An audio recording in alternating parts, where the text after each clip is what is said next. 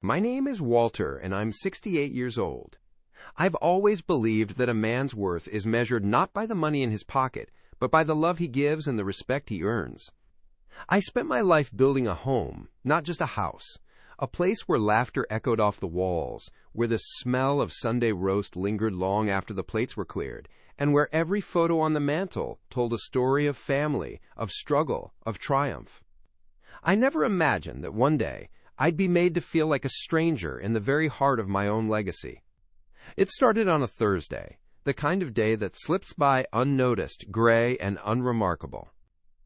My daughter Emily had invited me to stay with her and her husband Mark for a few weeks while my own house was being fumigated. I was grateful, truly. Emily had always been my little girl, the one who used to climb onto my lap with her favorite book and beg for, "Just one more story, Daddy." She was grown now, with a family of her own, a bright, beautiful woman with a gentle heart. Mark, her husband, was a man I'd never quite figured out. He was polite, always quick with a handshake and a forced smile, but there was a distance in his eyes, a calculation behind every word. Their house was modern, all sharp lines and cold surfaces, a far cry from the warm clutter of my own home. Still, I tried to make myself useful. I fixed a leaky faucet in the guest bathroom, replaced a loose board on the porch, even mowed the lawn when I noticed the grass getting long. I didn't want to be a burden. I wanted to show my gratitude, to earn my keep, even if only for a little while. But from the moment I arrived, I sensed a tension in the air, a subtle shift in the way Mark looked at me. It was in the way he'd sigh when I asked where the coffee filters were kept, or the way he'd correct me when I loaded the dishwasher the wrong way. Emily, ever the peacemaker, would smooth things over with a smile and a gentle touch on my arm, but I could see the strain in her eyes. The first real crack appeared at dinner on my third night. We were sitting around the table, Emily, Mark, their 2 kids, and me. The conversation was light, the kind of small talk that fills the spaces between bites. Mark was talking about his job, some new project at the firm, when I mentioned an old story from my days working construction. I thought it might make the kids laugh, maybe even impress Mark a little. Instead, he cut me off with a tight smile. "That's great, Walter," he said, his voice just a shade too loud. "But maybe we could keep the stories to a minimum tonight. The kids have homework, and Emily and I have a lot to discuss." I felt the words like a slap. The kids looked down at their plates, and Emily shot me an apologetic glance. I nodded, swallowing my pride along with my last bite of chicken. I excused myself early, retreating to the guest room with a book I couldn't focus on. That night I lay awake, staring at the ceiling, replaying the moment over and over. Was I really such an imposition? Had I overstayed my welcome already? I told myself it was just stress, that Mark was under pressure at work, that I was reading too much into things. But the seed of doubt had been planted, and it grew with every passing day. The next morning, I woke early, as I always do. Old habits die hard. I made coffee, careful to use the right filters this time, and sat on the back porch, watching the sun rise over the neatly trimmed hedges. I heard Mark's footsteps before I saw him. He stepped outside, mug in hand, and leaned against the railing, staring out at the yard. We stood in silence for a long moment, the kind that feels heavy with unspoken words. Finally, he spoke. "Walter, I think we need to set some boundaries," he said, not looking at me. "I know you're used to doing things your way, but this is my house. Emily and I have a routine, and it's important that we stick to it. I appreciate your help around the place, but you're just a guest here. I need you to remember that." The words hung in the air, cold and final. Just a guest, not family, not even a friend. A guest, temporary, replaceable, someone to be tolerated until it was time for them to leave. I felt something inside me break, a quiet shattering that left me hollow. I nodded, unable to trust my voice, and went back inside. I spent the rest of the day in a fog, moving through the house like a ghost, careful not to touch anything, not to leave a trace. That evening, Emily found me in the guest room, sitting on the edge of the bed with my hands folded in my lap. She sat beside me, her eyes shining with unshed tears. "I'm so sorry, Dad," she whispered. He's under a lot of stress. He didn't mean it. But I could see the truth in her face. She was caught in the middle, torn between her husband and her father, trying to keep the peace in a house that no longer felt like home. I smiled, or tried to. "It's all right, sweetheart. I'll be out of your hair soon enough." She hugged me, and for a moment I let myself believe that things would get better. But deep down, I knew the damage had been done. That night, sleep was a stranger. I lay in the dark, listening to the faint hum of the refrigerator, the distant creak of pipes, the soft murmur of Emily and Mark's voices drifting down the hallway. I couldn't make out the words, but I could hear the tension, the sharp edges of a conversation that was more argument than discussion. I wondered if they were talking about me.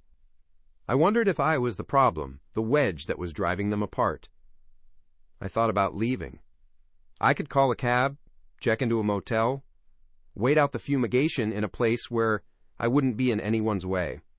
But the thought of Emily's face, the way her eyes had pleaded with me to stay, kept me rooted to the spot. I didn't want to cause her more pain. I didn't want to be the reason her marriage suffered. So I stayed, silent and invisible, hoping that things would settle down. The next morning, I made myself as small as possible.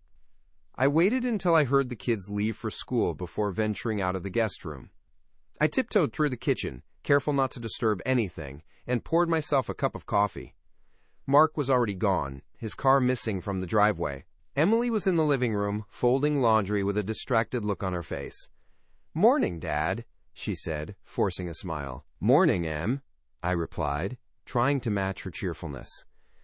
We made small talk, the kind that skims the surface of real conversation.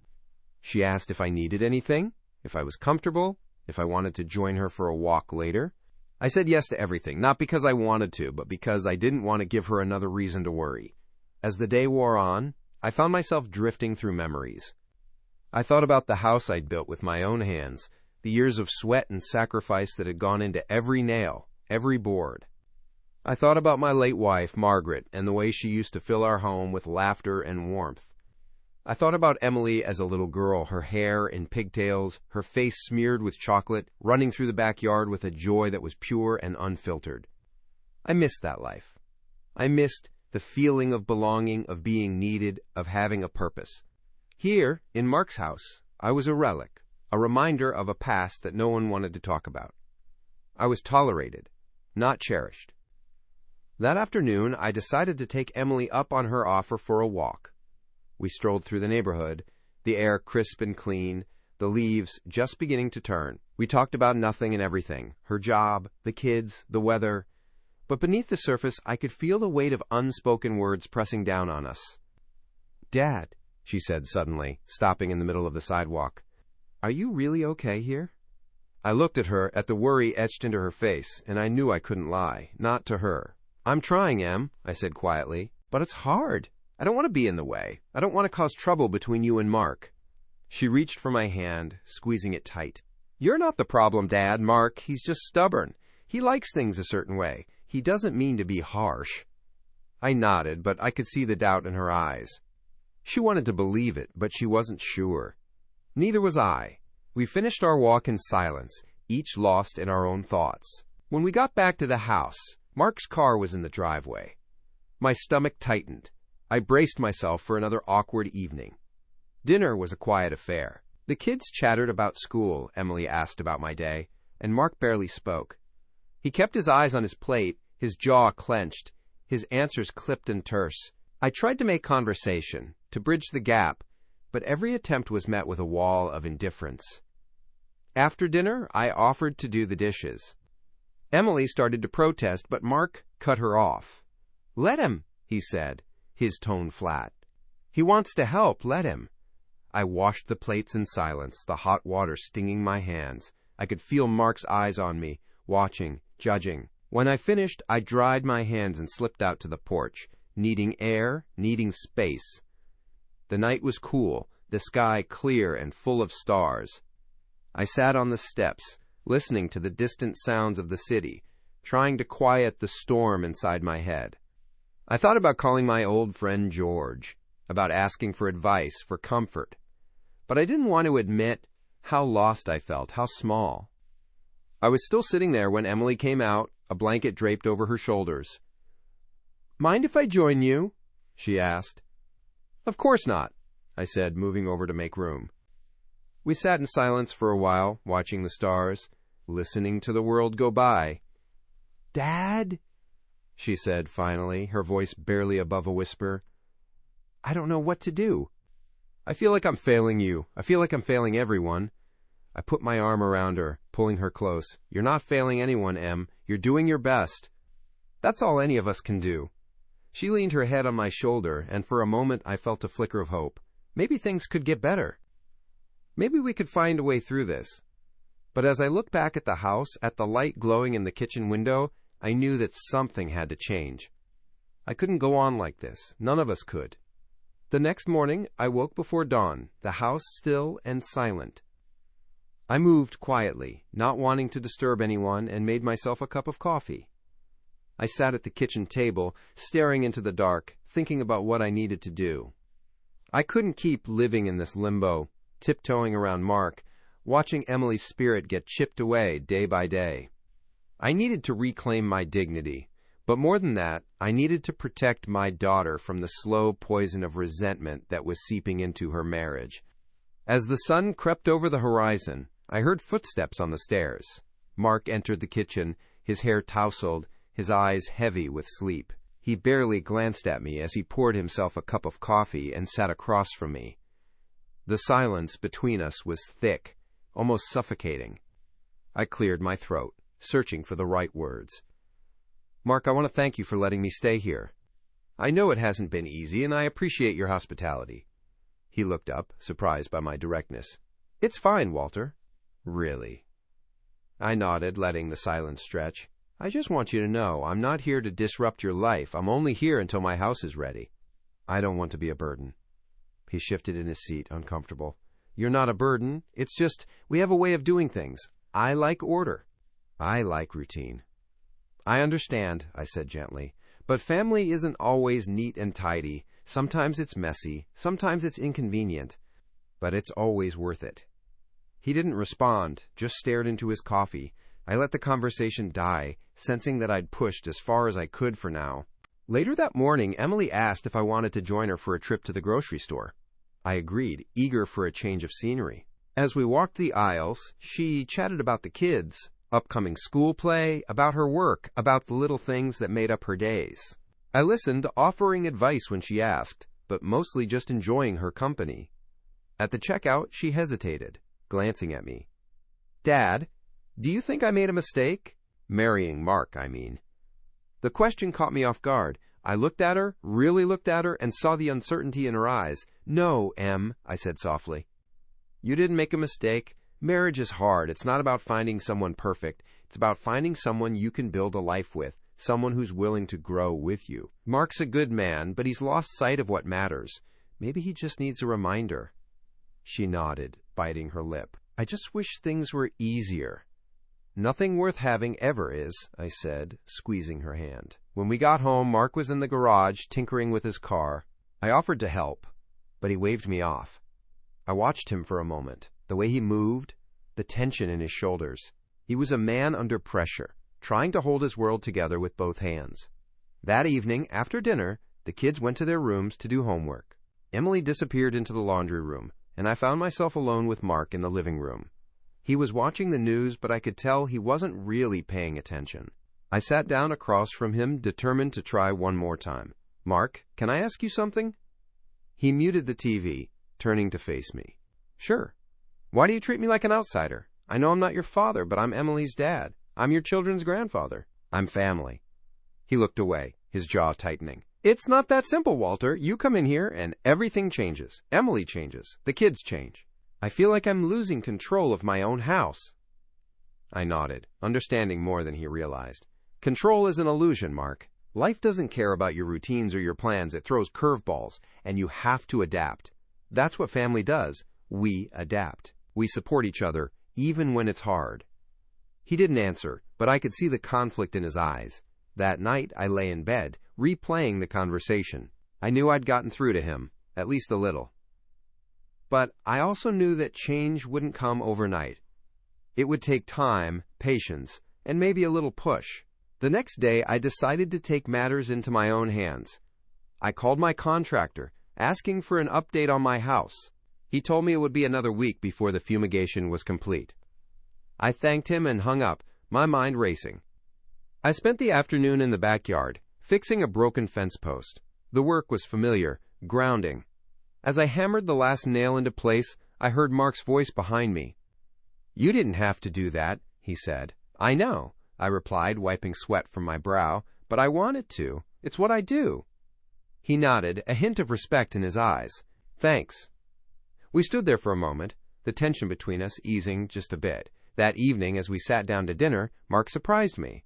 He asked about my work, about the projects I'd done over the years. He listened, really listened, as I told stories about building homes, about the people I'd met, the lessons I'd learned.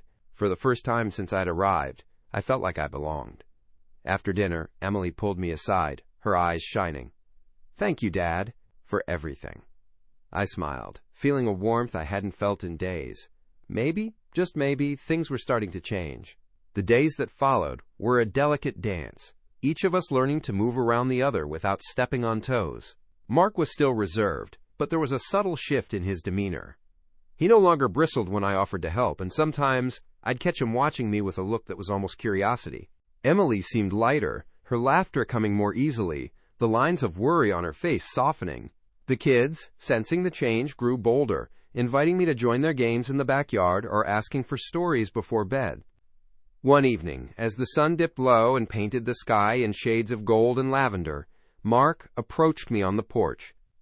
He stood awkwardly for a moment, hands shoved deep in his pockets, before finally speaking. "Walter, I owe you an apology," he said, his voice low. "I've been difficult. I guess I'm not used to sharing my space. I like things a certain way, and when they change, I get anxious." I looked at him, seeing not the stern son-in-law who'd drawn boundaries, but a man struggling with his own insecurities. "It's not easy, Mark, letting someone in, but you're not alone in this. None of us are." He nodded, looking out at the yard. "I know, I want to be a good husband, a good father. Sometimes I worry I'm not enough." I put a hand on his shoulder, steady and reassuring. "You are enough. You just have to let yourself be seen. Let your family see the real you, not just the man who keeps the trains running on time." He smiled, a small, genuine smile that reached his eyes. "Thanks, Walter." That night, as I lay in bed, I felt a sense of peace I hadn't known in weeks. The walls that had separated us were beginning to crumble, replaced by something stronger. Understanding. But peace, I would soon learn, is a fragile thing. The next morning, a storm rolled in, dark clouds gathering overhead. The kids were restless, trapped inside by the rain, their energy bouncing off the walls. Emily was busy with work, her laptop open at the kitchen table, papers spread out around her. Mark was on the phone, pacing the living room, his voice tense as he argued with someone from the office. I tried to keep the kids entertained, building a fort out of blankets and chairs, telling them stories of dragons and knights and faraway lands. For a while it worked. Their laughter filled the house, a bright counterpoint to the gloom outside. But as the day wore on, the tension in the house grew. Mark's calls became more frequent, his tone sharper. Emily's patience wore thin, her answers clipped and distracted. The kids, sensing the shift, grew cranky, their games devolving into squabbles. By evening, the storm outside was matched by the storm inside. At dinner, Mark barely touched his food, his jaw clenched tight. Emily tried to make conversation, but every attempt was met with silence or a curt reply. The kids picked at their plates, eyes darting between their parents. Finally, Mark slammed his fork down, the sound echoing through the room. "Can we just have one meal without chaos?" he snapped. The table fell silent. Emily's eyes filled with tears. The kids shrank back in their seats, and I felt a familiar ache in my chest, the ache of helplessness. I took a deep breath, steadying myself. "Mark, it's just a bad day. We all have them, but we're in this together. That's what family means." He glared at me, frustration etched deep in his features. You keep saying that, but you're not the one whose life is being turned upside down. Emily reached for his hand, but he pulled away, pushing back from the table and storming out of the room. The silence that followed was heavy, suffocating. Emily excused herself, following Mark upstairs. The kids looked at me, wide-eyed and uncertain. I forced a smile, trying to reassure them. It's okay, kids. Grown-ups fight sometimes. It doesn't mean they don't love each other. They nodded, but I could see the fear in their eyes. After the kids were in bed, I sat alone in the living room, the storm still raging outside. I thought about leaving again, about packing my bags and disappearing into the night. But something held me back, a stubborn hope that things could still be mended. Emily came down later, her eyes red from crying. She sat beside me, silent for a long time. I don't know what to do, Dad, she whispered. Mark's never been like this. He's always been so steady, so reliable. But lately, it's like he's slipping away. I put my arm around her, holding her close. He's scared, Em. Scared of losing control, scared of failing. But he loves you. I can see it, even if he can't. She nodded, wiping her eyes. I just want my family back. We'll get there, I promised. But it's going to take all of us. As the storm finally began to fade, I made a decision. I wasn't going to run. I wasn't going to let Mark's fear drive me away. I was going to fight for my place in this family, for Emily, for the kids, and even for Mark. Because sometimes, the only way to heal is to stay. The next day dawned clear and bright. The storm washed away, leaving the world fresh and new. I woke early, as was my habit, and found Mark already in the kitchen, staring out the window with a cup of coffee in his hand. He looked tired, the lines on his face deeper than before, but there was a softness in his eyes I hadn't seen. Morning, I said quietly, not wanting to startle him. He glanced over, offering a small nod. Morning, Walter. I poured myself a cup and joined him at the table. For a while, we sat in companionable silence, the kind that only comes after a storm, when words are unnecessary, when presence is enough. Finally, Mark spoke. I owe you an apology for last night, for a lot of things, really. I shook my head. You don't have to. No, I do, he interrupted, his voice firm. I've been unfair. I let my stress get the better of me. I took it out on you, on Emily, on the kids. That's not who I want to be. I studied him, seeing the vulnerability beneath the bravado. We all have our moments, Mark. What matters is what we do next. He nodded, looking down at his hands. I want to do better. For Emily, for the kids, for you. It was a start, and I could feel the weight in the room begin to lift. Later that morning, Emily suggested we all go out for breakfast, a rare treat. The kids were thrilled, bouncing with excitement as we piled into the car. At the diner, over stacks of pancakes and mugs of hot chocolate, the tension that had haunted us seemed to melt away. We laughed, shared stories, and for the first time in weeks, I saw Emily truly relax. After breakfast, we took a walk in the park.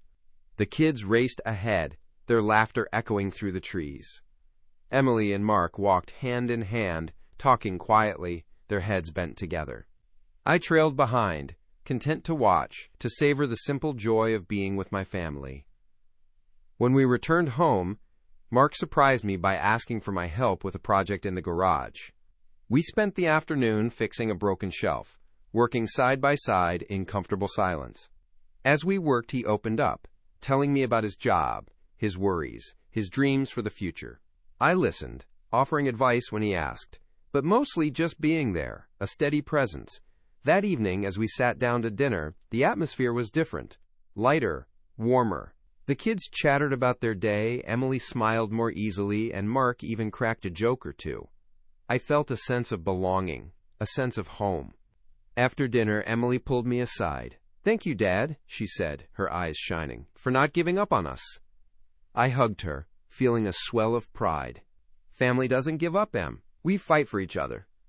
The days that followed were filled with small moments of connection. Mark inviting me to join him for a run, Emily asking for my opinion on a new recipe, the kids begging for one more story before bed. Each moment was a thread, weaving us closer together, mending the rifts that had threatened to tear us apart. But beneath the surface, I could sense that something was still unresolved.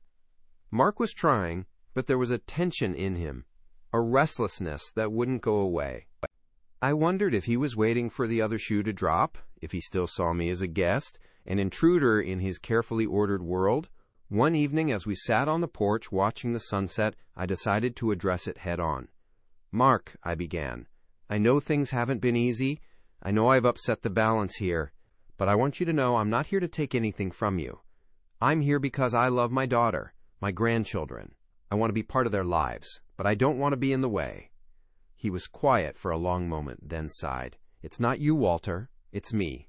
I've always struggled with letting people in. My own father was never around. When he was, he made everything about him. I guess I'm afraid of repeating his mistakes." I nodded, understanding more than he realized. "You're not your father, Mark. You're here. You care.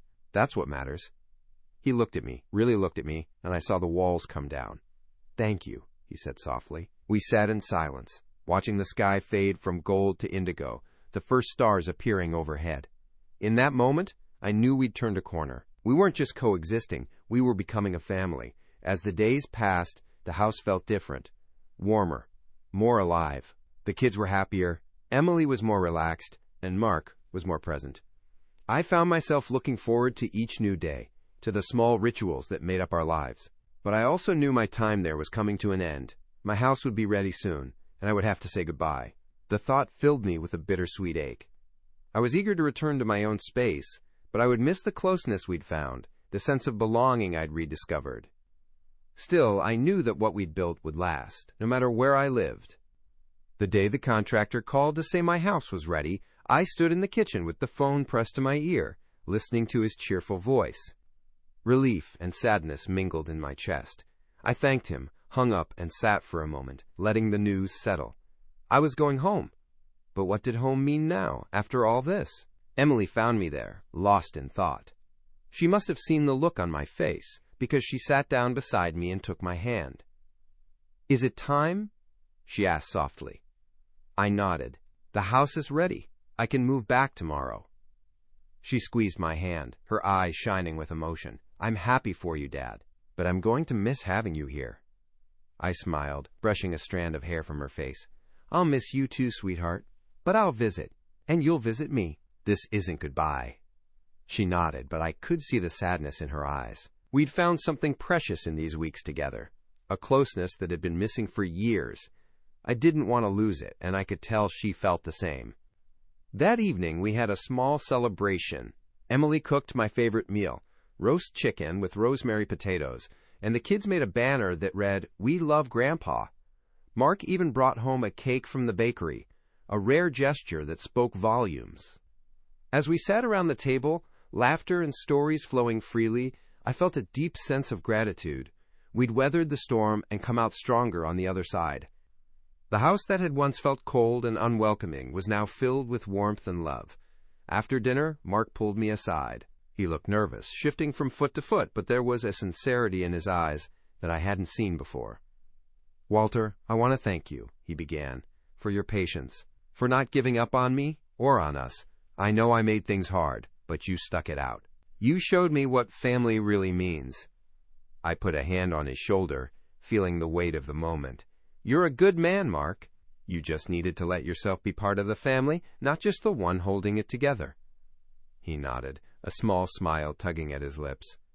"I hope you'll come back. Not just for holidays, but whenever you want. This is your home, too." The words hit me harder than I expected. For so long, I'd felt like an outsider, a guest in my own daughter's life. Now I was being invited in, not out of obligation, but out of genuine welcome. That night, as I packed my things, I found myself lingering over the small details. The photo of Emily as a child, the drawing one of the kids had made for me, the mug I'd used every morning. Each item was a reminder of the memories we'd made, the bonds we'd strengthened. I slept fitfully, my mind racing with thoughts of the future. I wondered what it would be like to return to my own house, to the quiet and solitude I'd once cherished. Would it feel empty now, after the chaos and noise of family life? Or would it feel like a sanctuary, a place to rest and reflect? The next morning, I woke early and finished packing. Emily made breakfast. The kids bouncing around the kitchen, chattering about their plans for the day. Mark helped me load my bags into the car, his movements careful and deliberate. As I hugged each of them goodbye, I felt the lump rise in my throat. Emily held me tight, whispering, "Don't be a stranger, Dad. Promise me." "I promise," I said, my voice thick with emotion. The kids clung to me, their arms wrapped around my waist. "We'll visit, Grandpa. We'll come see you every weekend." I laughed, ruffling their hair. "I'll hold you to that." Mark shook my hand, then pulled me into a brief, awkward hug. "Take care, Walter, and thank you for everything." I nodded, unable to find the words to express what I was feeling. As I drove away, I glanced in the rearview mirror, watching my family wave from the porch. The house grew smaller, but the sense of connection remained, a thread that would stretch across any distance. When I arrived home, the familiar sights and smells greeted me like old friends. I walked through each room, touching the walls, the furniture, the memories. It was good to be back, but I knew things would never be the same. I had changed, and so had my family. That evening, as I sat on my porch, watching the sun set over my own yard, I felt a sense of peace. I wasn't just a guest in someone else's life anymore. I was a father, a grandfather, a man who had fought for his place in the world, and won. The phone rang, and when I answered, Emily's voice filled the line. "Just checking in, Dad. The kids want to say goodnight." I smiled, listening to their voices, their laughter. I realized then that home wasn't a place. It was the people you loved, the bonds you built, the memories you carried with you. And I knew, no matter where I was, I would never be just a guest again. The days that followed settled into a gentle rhythm. I spent my mornings tending the garden, coaxing life from the soil, the way Margaret and I used to do together. The roses she'd planted years ago were in full bloom, their scent drifting through the open windows. I found comfort in the routine, in the quiet hum of the house, but I also felt the echo of laughter, the memory of children's footsteps, the warmth of family dinners. It was a different kind of peace, one tinged with longing, but also with gratitude. Emily called every evening, just as she'd promised. Sometimes it was a quick check-in, the kids clamoring for the phone to tell me about their day. Other times, she'd linger, her voice soft as she shared her worries and hopes. Mark would occasionally join, his tone lighter, more open than before. I could hear the change in him, the way he spoke to Emily, the patience in his words with the children. It made me proud, knowing I'd played a part in that transformation. One Saturday, the whole family came to visit. The kids burst through the door, racing from room to room, rediscovering the treasures of my house. The old cuckoo clock, the faded photo albums, the box of wooden trains I'd saved from Emily's childhood. Emily and I cooked together, falling into the easy rhythm we'd always shared in the kitchen. Mark offered to help fix a loose shutter, and together we worked side by side, the silence between us now comfortable, filled with mutual respect. After lunch, we sat on the porch, the kids sprawled at our feet, drawing pictures with colored chalk. Emily leaned against my shoulder, her eyes closed, a contented smile on her lips.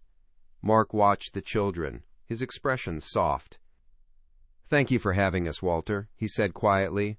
"I know I didn't make it easy at first, but I'm glad you're part of our lives." I looked at him, seeing not just my son-in-law, but a man who had grown, who had learned to open his heart. "I'm glad too, Mark. Family isn't always easy, but it's always worth it." The afternoon passed in a haze of sunlight and laughter. As the day faded into evening, Emily and Mark gathered the kids, preparing to head home. The goodbyes were easier this time, the promise of future visits hanging in the air. After they left, I sat on the porch, the house quiet once more. I thought about the journey we'd taken, the misunderstandings, the hurt, the slow, patient work of rebuilding trust. I realized that the hardest part hadn't been the arguments or the loneliness. It had been letting go of pride, of the need to be right, and choosing instead to reach out, to forgive, to love. That night, I pulled out an old journal and began to write. I wrote about the days in Emily's house, about the pain of feeling like a guest, about the moment Mark's words had cut so deep. But I also wrote about the healing, the small acts of kindness, the laughter that had returned. I wrote about the lesson I'd learned, that family is not a place you visit, but a place you build, day by day, with patience and grace. As the weeks passed, the visits became a cherished routine. Sometimes Emily and the kids would come for the weekend, filling the house with noise and life. Other times I'd drive over to their place, welcomed with open arms and genuine smiles. Mark and I found common ground in small projects, fixing a fence, painting a room, teaching the kids how to swing a hammer. Each task was a thread, weaving us closer together. One evening, as we sat around their dinner table, Mark raised his glass. "To family," he said, his voice steady. "To second chances." We all clinked glasses, the moment simple but profound. I looked around the table, at Emily, at the children, at Mark, and felt a swell of gratitude. We had come through the storm, battered but unbroken, and found our way back to each other. Later that night, as I drove home, the city lights twinkling in the distance, I thought about the journey. I thought about the words that had once stung, "You're just a guest here," and how they had become the catalyst for change. I realized that sometimes it takes being pushed to the margins to find your way back to the center. Sometimes it takes losing your place to discover where you truly belong. Back at my house, I sat on the porch, the night air cool against my skin. I listened to the quiet, to the distant sound of crickets, to the heartbeat of a home that was no longer empty. I knew there would be challenges ahead, disagreements, misunderstandings, moments of doubt, but I also knew that we had built something strong, something real. I closed my eyes, letting the peace wash over me. I was not a guest. I was not an outsider. I was a father, a grandfather, a man who had fought for his family and found his way home. And as the stars wheeled overhead, I whispered a silent promise to never take this for granted, to always choose love, to always fight for the place I belonged. The summer rolled on, each week bringing new moments to savor. I found myself looking forward to the weekends, when Emily and the kids would tumble through my front door, their laughter echoing through the halls. The house, once so quiet, now felt alive again. I taught my grandson Ben how to whittle a small boat from a block of pine, just as my own father had taught me. My granddaughter Sophie loved to help in the garden, her small hands carefully patting the earth around the roots of the tomato plants. Emily would sit on the porch with a glass of iced tea, watching us with a smile that spoke of contentment and peace. Mark became a regular visitor, too. He'd show up on Saturday mornings with a box of donuts and a willingness to lend a hand. Sometimes we'd work together in the garage, fixing up an old bicycle or repairing a wobbly chair. Other times, we'd just sit in companionable silence, sipping coffee and watching the world go by. The awkwardness that had once defined our relationship was gone, replaced by a quiet camaraderie. We didn't need to fill the silence with words. Our shared presence was enough. One afternoon, as we worked side by side, Mark paused and looked at me. "You know, Walter, I never really understood what it meant to have a father around. Mine was always working, always somewhere else. I guess I didn't know how to let someone in." I set down my wrench and met his gaze. "It's not easy, Mark. Letting people in means risking hurt, but it's worth it. Family's worth it." He nodded, a thoughtful look in his eyes. "I'm starting to see that." That evening, after the family had gone home, I sat on the porch and reflected on how far we'd come. The bitterness and resentment that had once threatened to tear us apart had been replaced by understanding and forgiveness. I realized that the journey hadn't just changed Mark. It had changed me, too. I'd learned to let go of old wounds, to accept that love sometimes comes in imperfect packages, to trust that even the deepest rifts can be healed with patience and grace. One Sunday, Emily invited me to join them for a picnic at the park. The day was bright and warm, the sky a perfect blue. We spread a blanket under a sprawling oak tree, unpacked sandwiches and lemonade, and watched the kids chase butterflies across the grass. Mark and I tossed a football back and forth, laughing at our own clumsy throws. Emily snapped photos, capturing the easy joy of the moment. As the afternoon wore on, Emily sat beside me, her head resting on my shoulder. "I'm glad you're here, Dad," she said softly. "I don't know what we would have done without you." I squeezed her hand, my heart full. "You would have managed, Em. You're stronger than you think." She smiled, her eyes shining. "Maybe. But I'm glad I didn't have to." That night, as I drove home, I thought about the legacy I wanted to leave behind. Not just a house or a garden, but a family that knew how to weather storms, how to forgive, how to love fiercely and without reservation. I wanted my grandchildren to remember not just the stories I told or the skills I taught, but the way I showed up, the way I stayed, even when things were hard. The next week, I started a new project, a treehouse for Ben and Sophie. Mark offered to help, and together we spent our evenings measuring, sawing, and hammering, the scent of fresh-cut wood filling the air. The kids watched eagerly, their excitement growing with each new board. Emily brought out lemonade and cookies, her laughter ringing through the yard. Building that treehouse became more than just a project. It was a symbol of everything we'd built together as a family. Each nail-driven, each board set in place was a testament to the work we'd done to heal old wounds and create something lasting. On the day we finished, the kids climbed up, their faces alight with joy. Emily snapped a photo of all of us, me, Mark, the kids, standing proudly in front of our creation. Later, she printed it out and framed it, placing it on the mantel in her living room. Looking at that photo, I felt a surge of pride. Not just for the treehouse, but for the journey we'd taken, for the forgiveness we'd found, the love we'd reclaimed, the family we'd become. That evening, as the sun set and the cicadas began their song, I sat on the porch with Mark. We watched the kids play in the yard, their laughter floating on the breeze.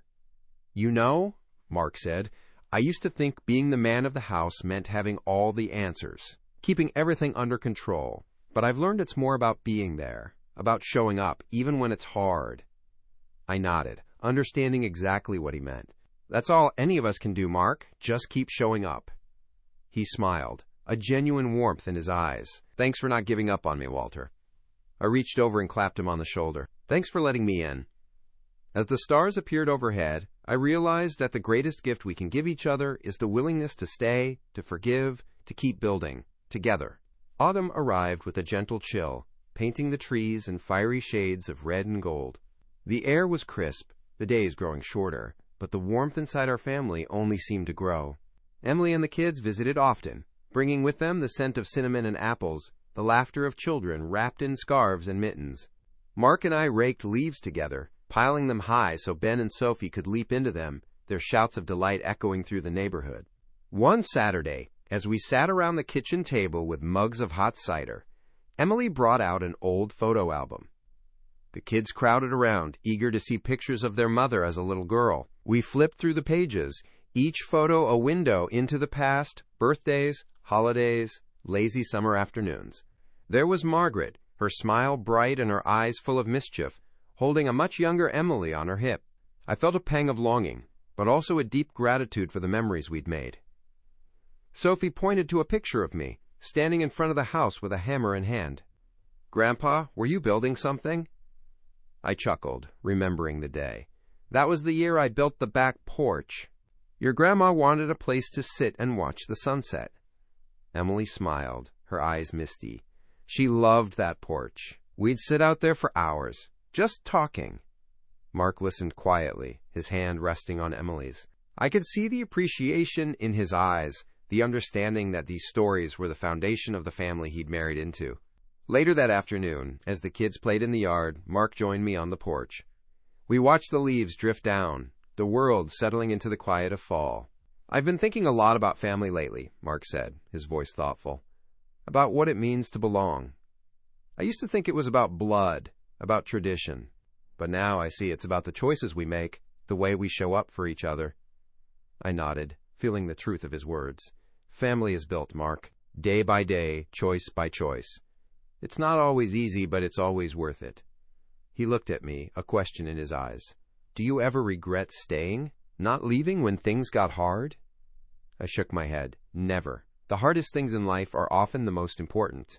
If I'd left, I would have missed all of this. the laughter, the forgiveness, the chance to see us grow together. He smiled, a weight lifting from his shoulders. I'm glad you stayed, Walter. I'm glad you fought for us. We sat in companionable silence, the bond between us stronger than ever. As Thanksgiving approached, Emily invited me to spend the holiday with them. I arrived early, the house already filled with the aroma of roasting turkey and baking pies. The kids greeted me with hugs, their faces flushed with excitement. Mark handed me an apron, a grin on his face. Ready to help with the mashed potatoes? We worked side by side in the kitchen, sharing stories and laughter. Emily moved between us, her eyes shining with happiness. When dinner was finally ready, we gathered around the table, hands joined, heads bowed in gratitude. After the meal, as we sat by the fire, Emily turned to me. Dad, I want you to know how much it means to have you here. You've given us more than you know, patience, wisdom, love. You've shown us what it means to be a family. I felt my throat tighten, emotion welling up inside me. You've given me just as much, Em. You've given me a place to belong. Mark raised his glass. To Walter, for teaching us that family isn't about being perfect. It's about being present. We all toasted, the moment simple and profound. That night, as I lay in the guest room, I thought about the journey we'd taken. The pain of being told I was just a guest. The struggle to find my place. The slow, steady work of building trust. I realized that every hardship, every moment of doubt, had led us here, to a place of belonging, of love, of home. The next morning, as I prepared to leave, Sophie slipped a drawing into my hand. It was a picture of our family, all of us holding hands, smiling beneath a bright sun. At the top, in careful letters, she'd written, "Home is where Grandpa is." I hugged her tight, my heart full to bursting. Driving home, I thought about those words. Home is where Grandpa is. I realized that home isn't a place. It's the people who love you, the memories you share, the bonds you build. It's the willingness to stay, to forgive, to keep showing up, no matter how hard it gets. As the first snowflakes began to fall, dusting the world in white, I knew that I was exactly where I was meant to be. Winter settled in, blanketing the town in quiet. The days grew short, the nights long and still. I found myself reflecting more often, sitting by the window with a cup of tea, watching the snow drift down in slow, silent flurries. The world outside was hushed, but inside, my heart was full. The lessons of the past year lingered with me, each memory a gentle reminder of how far we'd come. Emily and the kids visited often, bundled in coats and scarves, their cheeks rosy from the cold. They'd burst through the door, bringing with them the energy and warmth that only family can. We built snowmen in the yard, their laughter ringing out as we gave our frosty creations carrot noses and button eyes. Mark joined us, his arms full of firewood, his smile easy and genuine. In the evenings, we'd gather around the fireplace, sipping hot chocolate, telling stories, and playing board games until the kids' eyelids drooped with sleep. One evening, as the wind howled outside and the fire crackled in the hearth, Emily sat beside me, her head resting on my shoulder. "Do you remember last winter, Dad?" she asked softly. I nodded, the memory sharp and clear. I remember feeling lost, like I didn't belong anywhere. She squeezed my hand. "I'm sorry for that. I wish I'd seen how much you were hurting." I shook my head. "You did the best you could, Em. We all did. Sometimes it takes losing your place to realize how much it matters." Mark joined us, sitting on the other side of the fire. He looked at me, his eyes steady. "Walter, I want you to know something. You're not just a guest here. You're family. You always have been." I was too stubborn to see it, but I see it now. The words settled over me like a warm blanket. For so long I'd carried the weight of being an outsider, a feeling like I had to earn my place. Now I realized I'd never been on the outside at all.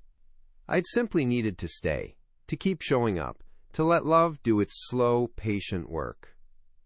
As the holidays approached, Emily insisted I spend Christmas with them. The house was alive with music and light, the tree glittering with ornaments old and new.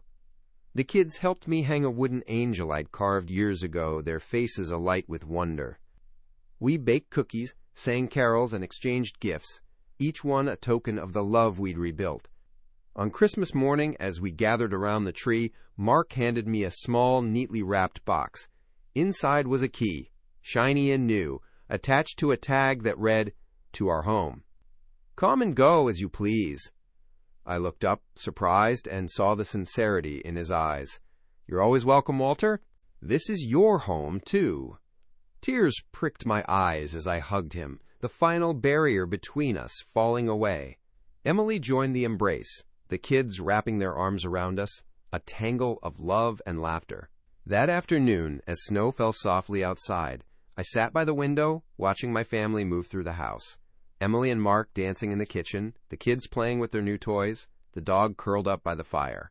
I realized that the greatest gift I'd received wasn't the key in my hand, but the knowledge that I belonged, that I was loved, that I was home. The new year arrived quietly, the world wrapped in white. I made a resolution, not to change, but to cherish. To hold close the people I loved, to forgive quickly, to show up, even when it was hard. I promised myself to never take for granted the second chance we'd been given. As winter melted into spring, the days grew longer, the world waking up from its long sleep. The garden called to me, the earth soft and ready for new life. Emily and the kids helped me plant seeds, their hands dirty, their laughter bright. Mark built a new bench for the porch, and together we watched the first green shoots push through the soil. One evening, as the sun set in a blaze of color, I sat on the porch with Emily. She leaned against me, her voice soft. "Thank you, Dad, for staying, for fighting for us." I smiled, my heart full. "Thank you for letting me." We watched the stars appear, one by one, the world quiet and at peace. I thought about the journey, the pain, the healing, the love that had grown in the cracks. I realized that home isn't a place you find. It's a place you make, with patience, with forgiveness, with the courage to stay. As the night deepened, I whispered a silent prayer of gratitude for second chances, for family, for the simple, enduring gift of belonging. Spring brought with it a sense of renewal, not just in the world outside, but within our family. The garden flourished, the roses blooming brighter than ever, and the laughter of children once again filled the air. Emily and the kids visited every weekend, their presence a balm to my soul. Mark came too, always ready to lend a hand or share a quiet moment on the porch. The awkwardness that had once lingered between us was gone, replaced by a bond forged through honesty, forgiveness, and time. One Saturday, as we worked together in the yard, Mark paused and looked at me, his expression thoughtful. "Walter, do you ever wish things had been different? That you'd spoken up sooner, or left when things got hard?" I leaned on my rake, considering his question. There were times I wondered if I was doing the right thing by staying. But looking back, I know I wouldn't change a thing. Sometimes the hardest path is the one that leads you home. He nodded, understanding in his eyes. "I'm grateful you stayed. I'm grateful you fought for us, even when I didn't make it easy." I smiled, feeling the truth of his words settle deep in my chest. "That's what family does, Mark. We fight for each other. We forgive. We keep showing up." That afternoon, as we sat on the porch, Emily joined us, her face glowing with happiness. The kids played in the yard, their laughter a sweet melody. Emily reached for my hand, squeezing it gently. "Dad, I want you to know how much you mean to us. You've taught us what it means to be a family, not just by being here, but by loving us through the hard times. You showed us that home isn't just a place, it's the people who stand by you no matter what." I felt tears prick my eyes, the weight of her words settling over me like a warm blanket. "You and the kids, Mark. You're my home. You always have been." As the sun dipped below the horizon, painting the sky in shades of pink and gold, I realized that the journey we'd taken had changed us all. We were stronger, more connected, more willing to forgive and to love. The pain of the past had become the foundation for something beautiful, a family that knew how to weather any storm. That evening, as I tucked Ben and Sophie into bed, they hugged me tight, their small arms wrapped around my neck. "We love you, Grandpa," they whispered, their voices full of trust and affection. "I love you too, more than you'll ever know," I replied, my heart overflowing. Downstairs, Mark and Emily sat together, their hands entwined, their faces peaceful. I watched them for a moment, gratitude swelling in my chest. We had come so far, and I knew that whatever challenges lay ahead, we would face them together. Before I left that night, Mark walked me to the door. He handed me a small envelope, his eyes shining with emotion. "Open this when you get home," he said quietly. When I arrived at my house, I sat at the kitchen table and opened the envelope. Inside was a simple card, handwritten in Mark's careful script. "Walter, thank you for teaching me what it means to be a father, a husband, and a son. Thank you for your patience, your wisdom, and your love. You are not just a guest in our home. You are the heart of our family. With love, Mark." I sat for a long time, the card in my hands, tears streaming down my face. In that moment, I knew that every struggle, every moment of doubt had been worth it. I was not just a guest. I was family. I was home. As I turned out the lights and climbed into bed, I felt a deep sense of peace. The journey had been long and sometimes painful, but it had led me exactly where I was meant to be, surrounded by love, by forgiveness, by the unbreakable bonds of family. And as I drifted off to sleep, I whispered a silent promise: to always show up, to always forgive, to always fight for the place I belonged. Because in the end, that's what family is. Not a place, but a choice. Not a house, but a home. Not a guest, but a heart at the center of it all.